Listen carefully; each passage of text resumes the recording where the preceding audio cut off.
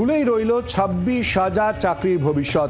27 জানুয়ারি supreme কোর্টে পরবর্তী শুনানি। উপযুক্ত তদন্ত হয়নি, ক্যাজুয়াল তদন্ত হয়েছে। নির্দিষ্ট প্রমাণ না পাওয়া সত্ত্বেও নাইসার বয়ানে চাকরি বাতিলের রায় দিয়েছিল কলকাতা হাইকোর্ট।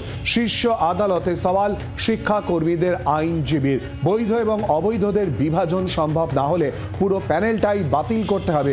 শুনানিতে পর্যবেক্ষণ সুপ্রিম কোর্টে। নাইসায় তল্লাশি চালিয়ে আসল হার্ড ডিস্ক পাওয়া যায়নি। ওএমআর শিট 5 বছর আগেই নষ্ট করা হয়েছে।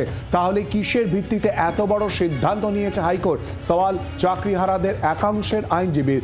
দুর্নীতি হয়ে থাকলেও বৈধরা কেন ভুক্তভোগী? প্রশ্ন যোগ্য প্রার্থীদের আইনজীবীর।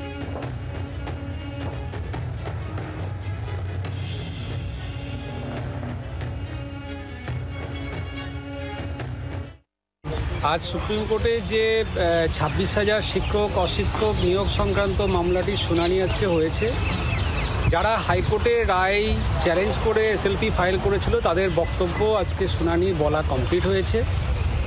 আমরা যারা দীর্ঘদিন ধরে বঞ্চিত প্রার্থী, যারা অনশন করে দীর্ঘদিন ধরে বঞ্চিত হয়েছে এবং যারা নিয়োগ পায়নি তাদের তরফে এসএলপি ফাইল হয়েছিল, সেটারও শুনানি আজকে হয়েছে। আমরা মহামান্য বিচারপতির কাছে আমাদের বক্তব্য তুলে ধরেছি যে ধরনের রেগুলারিটিস পাওয়া গেছে সেই রেগুলারিটিসকে রিমুভ করে যাতে বঞ্চিত, যারা ডিপ্রাইভড, যারা successfully wait listed empanel candidate, দীর্ঘদিন ধরে নিয়োগ না পাওয়ার জন্য যারা রাস্তায় বসে আছে তাদের বক্তব্য তুলে ধরা হয়েছে। মহামান্য প্রধান বিচারপতি তাদের বক্তব্য শুনেছেন এবং আমরা রিকোয়েস্ট করেছি যে প্যানেল রিকাস্ট করে যাতে তাদের নিয়োগের ব্যবস্থা করা হোক এবং পরবর্তী শুনানির দিন ধার্য হয়েছে 27 জানুয়ারি এবং পরবর্তী শুনানির পর বোঝা যাবে যে কী ধরনের ভার্ডিক্ট আসে, তার অপেক্ষায় আমরা থাকি।